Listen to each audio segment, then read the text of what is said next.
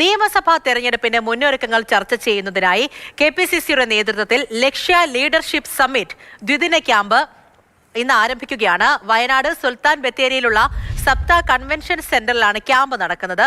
മുന്നണി വിപുലീകരണവും സ്ഥാനാർത്ഥി നിർണയവും സംബന്ധിച്ച് അന്തിമ ധാരണ ഈ ക്യാമ്പിലുണ്ടാകും.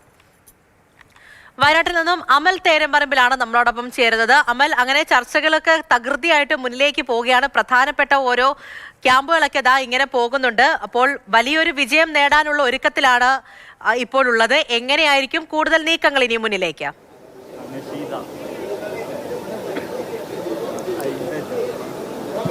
കോൺഗ്രസിന്റെ ഏറ്റവും നിർണായകമായ ക്യാമ്പ് ആരംഭിക്കുകയാണ്. ലക്ഷ്യ എന്ന് പേരിട്ടിരിക്കുന്ന ക്യാമ്പിൽ ഏറ്റവും നിർണായകമായ വിഷയങ്ങളിൽ തീരുമാനമുണ്ടാകും. സ്ഥാനാർത്ഥി നിർണയത്തിലെ പൊതു മാനദണ്ഡം എന്ത് എന്നത് തന്നെയാണ് ഏറ്റവും പ്രധാനപ്പെട്ട വിഷയം. ഇതിൽ എടുത്തു പറയേണ്ട ഒരു കാര്യം, കഴിഞ്ഞ ദിവസം പ്രതിപക്ഷ നേതാവ് VD സതീശൻ പറഞ്ഞ ഒരു കാര്യമുണ്ട്. യുവാക്കൾക്കും സ്ത്രീകൾക്കും വലിയ പ്രാധാന്യം നൽകിക്കൊണ്ടുള്ള ഒരു പട്ടികയാകും പുറത്തു വരിക എന്ന്. പക്ഷേ ആ വിഷയത്തിലെ ഭിന്നാഭിപ്രായങ്ങൾ ഇപ്പോൾ വ്യക്തമാകുന്നുണ്ട്. പ്രത്യേകിച്ചും രമേശ് ചെന്നിത്തല ഇന്ന് പ്രതികരിച്ചത് സ്ഥാനാർത്ഥി നിർണയത്തിൽ വിജയസാധ്യത മാനദണ്ഡമായി വരണം എന്നുള്ളത് തന്നെയാണ്. ഇന്ന് നടക്കുന്ന ക്യാമ്പിൽ ഈ മുതിർന്ന നേതാക്കളെല്ലാം ഇക്കാര്യം ക്യാമ്പിൽ ആവശ്യപ്പെടുകയും ചെയ്യും. വിജയസാധ്യത മാത്രം കണക്കിലെടുത്തുകൊണ്ട് വേണം സ്ഥാനാർത്ഥി നിർണയം. മറ്റു പരിഗണനകളെല്ലാം അതിനുശേഷം മതി. യുവാവാണ് എന്നതുകൊണ്ട് മാത്രം ഒരാളെ ഒരു സീറ്റിലേക്ക് പരിഗണിക്കരുത് എന്നുള്ള കാര്യം ആവശ്യപ്പെടും. ആ വിഷയത്തിൽ കൃത്യമായ ചർച്ച ഉണ്ടാകും എന്നുള്ളതാണ് പ്രതീക്ഷിക്കുന്നത്.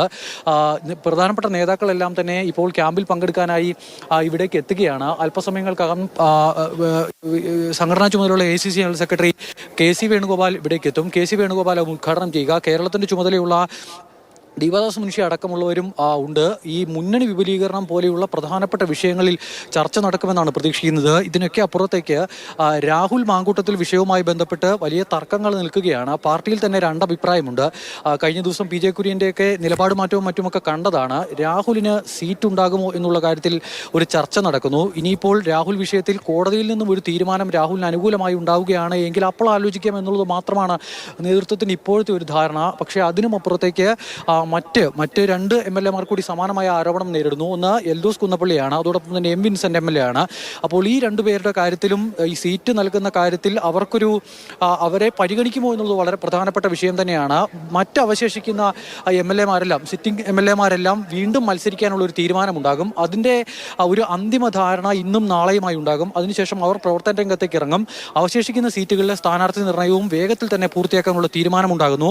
മസൂദ് മുസ്ത്രിയെ കേരളത്തിന്റെ സ്ക്രീനിംഗ് കമ്മിറ്റി ചെയർമാനായി നിയമിച്ചുകൊണ്ടുള്ള തീരുമാനം ഇന്നലെ ഉണ്ടായതാണ്. എന്തായാലും നിർണായകമായ പല തീരുമാനങ്ങളും പ്രതീക്ഷിക്കുകയാണ്. മാത്രമല്ല, നേതാക്കന്മാരുടെ ഭാഗത്തു നിന്നും പല വിഷയങ്ങളിലുള്ള അഭിപ്രായ ഭിന്നതകളും അഭിപ്രായ വ്യത്യാസങ്ങളും എല്ലാം യോഗത്തിലേക്ക് ഉയർന്നു വരും. ആ വിഷയങ്ങളിലെല്ലാം വിശദമായ ചർച്ച നടക്കും. പൂജ.